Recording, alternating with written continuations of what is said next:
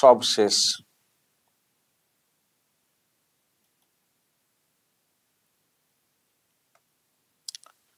দর্শক দেখুন, 26,000 চাকরি বাতিলের রায় বহাল রাখলো সুপ্রিম কোর্ট। রাজ্য সহ বিভিন্ন পক্ষের করা পুনর্বিবেচনার আর্জি খারিজ। নিচে লেখা, এসএসসির 26,000 চাকরি বাতিল নিয়ে দায়ের সব রিভিউ পিটিশন খারিজ করে দিল সুপ্রিম কোর্ট। আবেদনকারীদের মধ্যে ছিল রাজ্য সরকার এবং এসএসসিও। প্রিয় দর্শক, আমি শফিকুল ইসলাম এবং আপনারা দেখছেন আরামবাগ টিভি। তার মানে সব রাস্তা বন্ধ হয়ে গেল। যারা যোগ্য, যাদেরও চাকরি চলে গেছে, তাদের ওই চাকরি ফিরে পাওয়ার আর কোনো রাস্তা খোলা থাকলো না। ফের নতুন করে পরীক্ষাতে বসতে হবে, যোগ্যতা প্রমাণ করতে হবে, তারপরে যদি চাকরিটা পাওয়া যায়। যোগ্যতা প্রমাণ করে যে চাকরিটা ওনারা পেয়েছিলেন, যে চাকরিটা ওনারা করছিলেন, সেই চাকরিটা আর থাকলো না। আমি দর্শক এ নিয়ে সরাসরি কথা বলবো যোগ্যদের মধ্যে একজন, যিনি মুভমেন্টে ছিলেন, সুমন বিশ্বাস এই মুহূর্তে আমার সঙ্গে অনলাইনে রয়েছেন, একেবারে বাড়ির কাছাকাছি থেকে। সুমন বাবু, আমি তো এখনো টিচার হিসেবে নিচেতে লিখেছি, কিন্তু আপনি তো আজকে তো পুরোপুরি আপনাদের সবকিছু শেষ হয়ে গেল। এখন জাস্ট ডিসেম্বর পর্যন্ত একটা ওই স্কুল যাতে চলে তার একটা আর্জি রাজ্য সরকার করেছিল, সেই জন্য বেতনটা হয়তো পাবেন ডিসেম্বর পর্যন্ত, কিন্তু ফাইনালি চাকরিটা আর থাকলো না আজকের পর থেকে। কি হলো? রাজ্য সরকার যে বলছিল যে আমরা রিভিউ করব, পুনর্বিবেচনা করার জন্য অ্যাপিল করব, তো করেও তো ছিল, তারপরে কি হলো? কিছুই তো হলো না, সব খারিজ কেন হয়ে গেল? রাজ্য সরকার তাহলে কি ডকুমেন্ট দিয়েছিল, কিসের ভিত্তিতে তাহলে রিভিউ করার জন্য বলেছিল যে যেটা টিকলো না? কি খবর আছে আপনার কাছে? দেখুন, আরামবাগ টিভির দর্শকদের শুভেচ্ছা জানাই।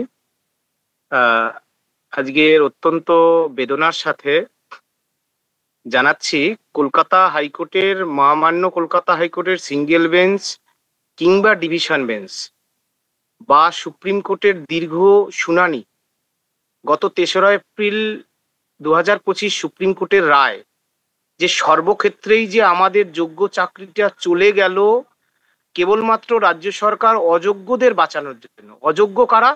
সুপ্রিম কোর্টের রায়ে দেখবেন যারা র্যাঙ্ক জাম্প করেছে, যারা আউট অফ প্যানেল হয়েছে, ইত্যাদি ইত্যাদি। আর তারপরে রইল রিভিউ। এই রিভিউয়ে কি হবে? রিভিউয়ে যদি রাজ্য সরকার, যারা মূলত রেসপন্ডেন্ট বা স্কুল সার্ভিস কমিশন, তাদের পক্ষ থেকে যদি কারা দুর্নীতির সুবিধা পেয়ে চাকরিটা পেয়েছিল আর কারা পায়নি, অর্থাৎ কারা যোগ্য আর কারা অযোগ্য, কারা সাদা খাতার মাস্টার মশাই আর কারা সাদা খাতার মাস্টার মশাই নয়, নিজের মেধায় পেয়েছে, এই তালিকা সার্টিফাই করে না দিলে সুপ্রিম কোর্ট যা অ্যাকশন নেওয়ার তা নিয়েছে। এর দ্বারাই বোঝা যায় যে রাজ্য সরকারই মূলত আজকে আমাদের মুখের খাবার কেড়ে নিল। আজকে আমাদের দিকে দিকে চাকরিহারারা প্রাণ হারাচ্ছেন আর আমরা জীবন্ত লাশ হয়ে ঘুরে বেড়াচ্ছি। কালকের কি হবে জানা নেই। সুমন বাবু, আমি তো যেটা খবর পাচ্ছিলাম আপনার সম্পর্কে, আপনি নাকি খুব কঠিন একটা জীবন সংগ্রাম করে পড়াশোনা করেছেন।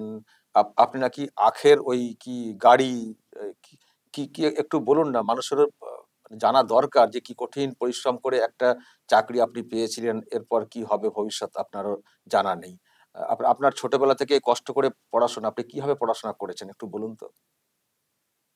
না দেখুন, ব্যাপারটা হচ্ছে আমার মতো, আমি নিজে জানি, যেহেতু আমি আন্দোলনের নেতৃত্ব দিচ্ছিলাম প্রথম থেকে, তারপরে চাকরিহারারাই আমাকে বলল যে আপনি যোগ্য শিক্ষক, শিক্ষিকা, শিক্ষাকর্মী, যোগ্য waiting, not call for verification এবং অনশনকারী। কারণ আমি সেই প্রথম সেই অনশনকারী ব্যক্তি, যা এই চাকরি ফেরানোর দাবিতে অনশন করেছিলাম 2বার।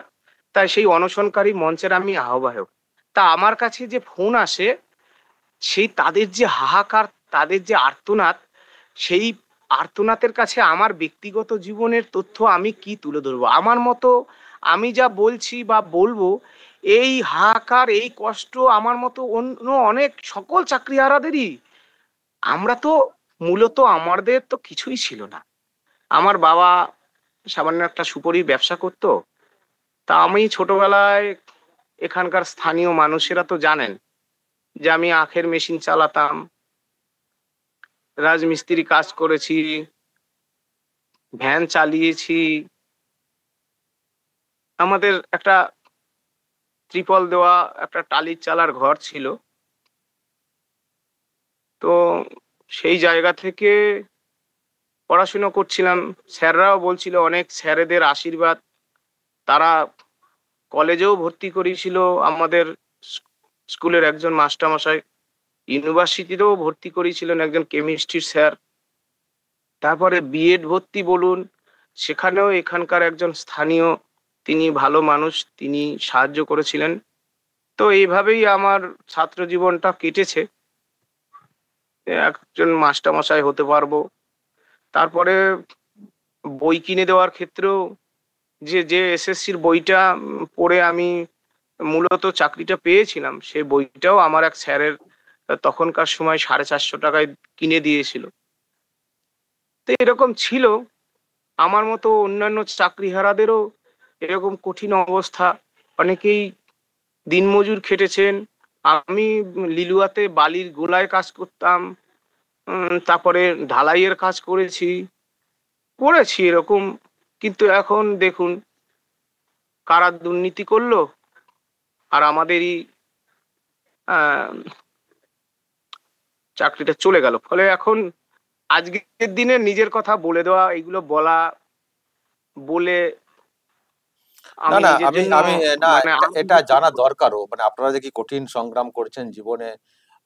আসলে আমি আপনার একটা ভিডিও কালকে আপলোড করেছিলাম, আমি দেখলাম কেউ একজন আমারই দর্শক, তিনি কমেন্ট করেছেন আপনার জীবন সম্পর্কে। তো আমি ভাবলাম যে একটু জানি, মানুষরা জানা দরকার। হ্যাঁ ঠিক, আপনার মতো অনেকেরই এরকম জীবন সংগ্রাম, এরকম ইতিহাস আছে।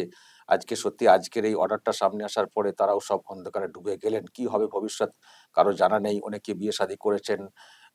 আপনার তো বিয়ে হয়েছে না? বাচ্চা আছে না বাড়িতে? একটা 4 বছরের মেয়ে আছে। আমার মা বাবা আছেন, ভাই আছে। আমার মা দীর্ঘদিন ধরে অসুস্থ। আমি সেটা পরিচালনা করতে করতেই আমি একেবারে জর্জরিত। তার মধ্যে এখন এই পরিস্থিতি, ফলে বাড়ির একমাত্র ছেলে, যার যার ইনকামে, আয় উপার্জনে পরিবারটা চলতো। ফলে এই যে আজকের যে ঘটনা, মানে আমার মা বারবার এসে বলছে, কি হয়েছে, কি হয়েছে, তুই এত ছোটাছুটি করছিস। ফলে একটা গোটা পরিবারগুলো, মানে আমাদের যে পরিবারগুলো চাকরিহারাদের, তাদের পরিবারে যে কি দিশেহারা দেখুন। যার যায় সেই বোঝে। আমি বন্ধু সুবল হত্যার বিচার চেয়েছিলাম, কেন জানেন? তার স্ত্রীর যে কান্না, আমি ঘুমোতে পারছি না দাদা, ঘুমোতে পারছি না। তো সেজন্য কিন্তু আমি নেমে পড়েছিলাম যে এই বন্ধু সুবল চলে গেল ঠিকই, কিন্তু আমরা জীবন্ত লাশ হয়ে ঘুরে বেড়াচ্ছি। আমার অন্তত এই যে বন্ধু সুবল মরে যাওয়ার পর 1000 জন আমার সঙ্গে সেলফি নিয়েছে। আমি বললাম, কি ব্যাপার আপনারা এইভাবে আমার সঙ্গে সেলফি তুলছেন? তারা বলছে, দাদা কখন কি হয়ে যায়, আপনার সঙ্গে একটা ছবি নিয়ে নিই। আমরা তো জীবন্ত লাশ হয়ে ঘুরে বেড়াচ্ছি। ফলে পশ্চিমবাংলার শিক্ষা ব্যবস্থায় এটা যে একটা কলঙ্কতম অধ্যায় রচিত হয়ে গেছে। কেন নির্বাচিত সরকার তারা বুঝতে চাইছেন না? আমরা বলছি, পরীক্ষা যদি দেবারই হয়, এসএসসি 2016 প্যানেলের যারা নট স্পেসিফিক্যালি টেন্টেড আর যারা অল ডিজেবল তাদেরকে দিন। সুপ্রিম কোর্টের আজকের রায়েও, আজকের যে রিভিউ, সেই রিভিউ বলা আছে তাদেরকে মানে ম্যাক্সিমাম গ্রেটেস্ট ফ্যাসিলিটিস দিয়ে, পসিবিলিটি দিয়ে তাদেরকে, সবাইকে যাতে নিয়োগ নিশ্চিত করা যায়, এরকম শব্দ আছে। অথচ আনটেন্টেড চিহ্নিত হওয়ার পরেও আমরা আজকে শেষ হয়ে গেলাম। আপনি আজকে আপনি আপনি আমাদের সুমন দা, চাকরিহারাদের, হ্যাঁ, আপনি কত বছর চাকরি করছিলেন? আমি 6.5 বছর, বাড়ি 6.5 বছরে একটু বাড়ি করতে পেরেছেন? বাড়ি অর্ধেক অবস্থায় করেছি। মানে আমার তো ধরুন শূন্য থেকে শুরু করা। তা আমি একটা বাড়ি করেছিলাম, তো ওই যতদূর পেরেছি অতদূর করে রেখেছি। আর তো 1.5-2 বছর আমি লড়াইয়ে বাড়ি ঘরেই তো ধরুন সেই অর্থে আমি থাকতে পারি না যে 1.5-2 বছর একবার বাড়ির বাইরে বাইরে বাইরে কাটাচ্ছি। কখনো স্কুলে যাচ্ছি, আবার আন্দোলনে। হ্যাঁ, ওই অবস্থায় পড়ে আছে। ওয়াইফ কি করেন? ও বিএড করেছেন ইংলিশে, তো কিছুই করেন না। ওকে বিএড পড়িয়েছি।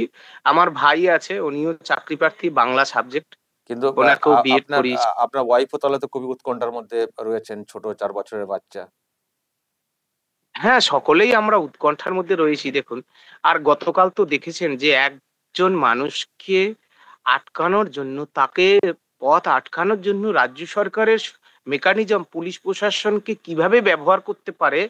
তা এইসব ঘটনা আমার পরিবারের উপরে, কেন আমাদের জীবনে না আছে কোনো পুলিশ কেস, না আছে কোনো খারাপ আচরণ। তা এখন বাড়ির লোকগুলো তো অত্যন্ত বিব্রত যে বাড়িতে কিন্তু পুলিশ কিন্তু আসছে, আপনি যে এত বাড়িতে। কথা বলছেন, ভোকাল হচ্ছেন, আপনি তো টার্গেট হয়ে যাচ্ছেন না? এ তো খুব প্রতিহিংসা করে না এই শাসক, এই সরকার? ফলে আরো তো উদ্বেগ বাড়বে পরিবারের। তা সত্ত্বেও তো আপনি রাস্তাতে দেখুন, নামছেন, এত ভোকাল হচ্ছেন, এত কথা বলছেন, অনেকটা সাহস ধরেই কথাগুলো বলছেন, আমি কিন্তু এ তো নিজের বিপদ ডেকে আনছেন। শফিকুলদা, আমি এই আশায় আছি যে পশ্চিমবাংলা এখনো মুক্তিকামী প্রতিবাদী মানুষ শূন্য হয়ে যায়নি। যে জন্মেছি যখন, যেতে হবে একদিন। কিন্তু যে সকল বোনেরা, আমি আপনাকে তো বলছি, আমার ফোনটা যদি আড়ি পাতেন, কারণ আমার ফোনটা তো পশ্চিমবঙ্গ সরকার আড়ি পেতে রেখেছে, তারাই জানে কি পরিমাণ ফোন, কি আর্তনাদ। দাদা বাঁচান, বাঁচান যে কোনো মূল্যে, শুধু এই আর্তনাদ। কেন, সেই কারণে আমি আমার জীবনের মায়া ত্যাগ করে দিয়েছি। আমি গতকালও বলেছি, রাজ্যের মাননীয় মুখ্যমন্ত্রীকে বলেছি যে আপনি আমাকে যে অ্যারেস্ট করলেন, আপনার পুলিশ প্রশাসনের যিনি মগরা থানার মেজবাবু, তিনি বলছেন আপনার জীবনহানির আশঙ্কা ছিল, তাই আমরা আপনাকে থানায় রেখেছি। তাহলে আপনাকে বারবার চিঠি দিচ্ছি, 100 বারের উপর চিঠি দিয়েছি যে আমাকে সুরক্ষা দেওয়ার ব্যবস্থা করুন যদি এরকম ব্যাপার থাকে। তারা কোনো ব্যবস্থাই নিচ্ছে না। এইভাবে জন্মেছিলাম, চলে যেতে হবে, আচ্ছা, কিন্তু আপনাকে যতদিন আপনাকে না কালকে থাকবো। কিভাবে, আপনাকে কালকে কিভাবে কোত্থেকে ধরে ফেললো বলুন বলুন তো পুলিশ? আমার কাছে খবর ছিল যে রাত 12টা থেকে আমার বাড়ির চারিদিকে অলি গলিতে পুলিশ আসতে শুরু করছিল, বাইকে চেপে, গাড়ি চেপে। তো তারপরে আমি আমার পার্শ্ববর্তী একটা মামার বাড়িতে থাকি, তো সেখানে রাত 12টার পরই তারা একবারে ডিপ্লয়মেন্ট হয়ে যায়। ভোর রাতে আমরাও, বাড়ির লোকেরা, আমার ভাই অপেক্ষা করছিল কখন আসে। তো ভোর রাতে তারা আমাদের বাড়িতে হানা দেয়। এবং আমি তো জঙ্গি দেখিনি, জঙ্গির বাড়িতে কিভাবে সার্চ হয়, মানে বাথরুমের কোমোড পর্যন্ত তুলে দেখছে যে আমি এত ছোট একটা এলিমেন্ট। তারপরে আমি যে বাড়িতে ছিলাম, তার পার্শ্ববর্তী যত বাড়ি আছে তত বাড়ি, দোছাদি, বাথরুম, রান্নাঘর সব সার্চ করেছে, খাটের তলা। আমি চলে গিয়েছিলাম আদি সপ্তগ্রাম আমার এক বন্ধুর বাড়িতে, যে এরকম বিষয়, আমাকে আন্দোলনে যেতে হবে, আমাকে একটু দিয়ে আসো স্টেশনে। কিন্তু তারপরে দেখা যাচ্ছে যে আমি যেখানেই যাব, প্রত্যেকটা মোড়ে মোড়ে যত এন্ট্রান্স আছে, সমস্ত জায়গায় পুলিশ দাঁড় করে রেখেছে, সিভিল ড্রেসে, এমনি পোশাকে, লোকাল ইনফরমার, পার্টি ক্যাডার। কারণ আমি এই এলাকায়, আমাকে অনেকে চেনেন। তো তারপর আমার গালে দাড়ি থাকে, স্বাভাবিকভাবে আমাকে, একটা ফেসবুক লাইভ করেছিলাম, স্বাভাবিকভাবে আমাকে চেনাটা সহজ ব্যাপার। তো আমি সপ্তগ্রাম স্টেশনের দিকে যখন যাচ্ছি, তখন সিভিল ড্রেসে 3জন আমাকে জোর জবরদস্তি, মানে সঙ্গে সঙ্গে মোবাইল কেড়ে নিয়ে জোর জবরদস্তি গাড়িতে বসিয়ে আমাকে তুলে নিয়ে এই আমারই বাড়ির কাছে ব্যান্ডেল বিদ্যা মন্দিরের এখানে যে জঙ্গল, সেই জঙ্গলে নিয়ে আসে। তখন তো আমি একেবারে ভয় পেয়ে যাই যে আমাকে জঙ্গলে নিয়ে কেন আসছে। তো যাই হোক, শেষমেশ মগরা থানায় আমাকে নিয়ে যায়, কারণ আমি শুনেছি যে থানায়, বিভিন্ন থানায় ঝামেলা চলছে যে সুমন বিশ্বাসকে কোন থানায় রাখা হবে। যেহেতু মগরা থানা এলাকায় তুলেছে, তারা কন্ডিশন চাপিয়েছে যে আমাদের মগরা থানায় দিয়ে যেতে হবে আমাকে। তারপরে ব্রিজের ওখানে মগরা থানার যে পুলিশ ভ্যান, সেই ভ্যানে আমাকে তুলে দিয়ে আসে, সারাদিন বসিয়ে রাখে, একটা প্রশ্নও নেই। তারপরে বলে যে আপনার সুরক্ষার জন্য, আপনার জীবনহানির আশঙ্কা ছিল, আমরা আপনাকে রেস্কিউ করেছি। তারপর পার্সোনাল বন্ডে আমাকে মুক্তি দিয়ে দেয়। বুঝেছি। ওকে, সুমন বিশ্বাস, আমি অনেকগুলো কথা জানলাম আপনার জীবন সম্পর্কে, খুব কষ্টের লাইফ। হ্যাঁ, এটা ঠিক, আপনার মতো অনেকেরই এরকম লাইফ আছে, কিন্তু সত্যি আজকের পরে সেই চাকরিটা পুরোপুরি চলে গেল।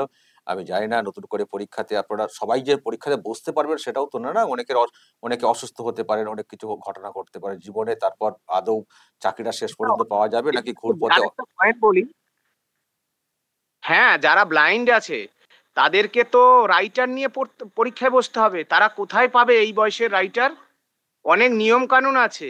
সুতরাং যারা ব্লাইন্ড আছে তাদের জীবনে কি দুর্বিষহ দিন নেমে আসলো, সেগুলো আপনারা খোঁজ নিলেই জানতে পারবেন। জানি এবং জানি যারা একেবারে অন্তঃসত্ত্বা রয়েছে, খুব কঠিন পরিস্থিতি, এগুলো একটা একটা করে পয়েন্ট পয়েন্ট ধরলে বুঝতে পারবেন কি কঠিন পরিস্থিতিতে রাজ্য সরকার বাধ্য করছে যে তোমরা পরীক্ষায় বসো, এবং হাতে সময়ও নেই। ওকে, সুমন বিশ্বাস, আপনি কি পরীক্ষাতে বসছেন? ফর্ম ফিল আপ করেছেন? আমি ফর্ম ফিল আপ করেছি। হ্যাঁ, এই অবশ্যই। পরীক্ষায় আমি বসবো না। পরীক্ষায় যদি বসতে হয়, এসএসসি 2016 প্যানেলের যারা অল ডিজেবল আর নট স্পেসিফিক্যালি টেন্টেড তাদের জন্য পরীক্ষার বন্দোবস্ত হলে সেই পরীক্ষায় নিশ্চয়ই আমি বসবো। না, আপনি এই যে পরীক্ষা আপনি যে হচ্ছে এই পরীক্ষা যেটা হচ্ছে, এতে না বসলে তো আবার চাকরি তো আর তাহলে থাকবেই না তো। দেখুন, এই পরীক্ষায় বসার মধ্য দিয়ে যেটা শেষ হবে, এই পরীক্ষায় বসিয়ে রাজ্য সরকার যেটা করতে চাইছে, যদি কেউ কম্পেনসেশনও দাবি করে, সে কম্পেনসেশনটুকুও দাবি করতে পারবে না আইনগত ভাবে, কারণ তার কম্পেনসেশনের অধিকার খর্ব হয়ে যাবে যদি এই পরীক্ষায় সে অংশগ্রহণ করে এবং পরে যদি সে অকৃতকার্যও হয় কোনো কারণে। কারণ 10 বছর পর পরীক্ষা নিচ্ছেন, তাহলে তার কিন্তু সেই সেই সেই অধিকারটাও এখানে লঙ্ঘিত হয়ে যাবে এই পরীক্ষার মাধ্যমে। সুতরাং পরীক্ষায় যদি বসতে হয়, অল ডিজেবল এবং নট স্পেসিফিক্যালি টেন্টেড যাদেরকে মূলত ফ্রেশ সিলেকশন বা পরবর্তীকালে এক্সামিনেশন ফ্রেশ রিক্রুটমেন্ট নিতে বলেছে, সেই পরীক্ষায় আমরা বসবো। এবং আমরা খুব দ্রুত ফের আমরা এসএসসি অভিযানে যাব। মাননীয় চেয়ারম্যান সিদ্ধার্থ মজুমদারের সাথে আমরা আলোচনা চেয়ে এবং সুপ্রিম কোর্টে যেটুকু সময় রয়েছে আমরা আইনি লড়াই লড়ব। ও মানে এরকম কি আপনারা ওনাকে সিদ্ধান্ত নিয়েছেন? হ্যাঁ, আমরা সিদ্ধান্ত নিয়েছি, নিচ্ছি, এবং আপনারা যথাসময়ে আমরা জানাবো। আমরা সবাই আজ এক হয়েছি, ওকে। সময়ের প্রয়োজনে সবাই আজ এক হয়েছি, একসাথে আমরা লড়বো। ওকে, অসংখ্য ধন্যবাদ সরাসরি থাকার জন্য। দর্শক, শুনলেন সুমন বিশ্বাস। সবারই তো চাকরি চলে গেছে, খুব কঠিন সংগ্রাম করে উনিও চাকরিটা পেয়েছিলেন। তো আজকে সব শেষ, কিন্তু লড়াই থেকে ওনারা সরছেন না, আবারও নতুন ভাবে লড়ার কোনো রাস্তা ওনারা বের করছেন। দেখা যাক কি হয়। লড়তে লড়তে লড়তে লড়তেই তো সবকিছু শেষ হয়ে যাচ্ছে এই রাজ্যে। খুব খারাপ লাগছে যে আজকের পরে সুপ্রিম কোর্টের ওই যে দরজাটা, সেটা বন্ধ হয়ে গেল। এখন নতুন করে আবার পরীক্ষা দেওয়ার ক্ষেত্রে ওনারা আবার কিছু একটা ভাবছেন। দেখা যাক সেখান থেকে কোনো কিছু রাস্তা বের হয় কিনা। দর্শক, বলবেন আপনারা যা সব শুনলেন দেখলেন, কাদের জন্য কার জন্য এই অবস্থাটা হলো, সেটাও দর্শক আপনারা বলবেন কমেন্ট বক্সে, এবং নজর রাখবেন আরামবাগ টিভিতে।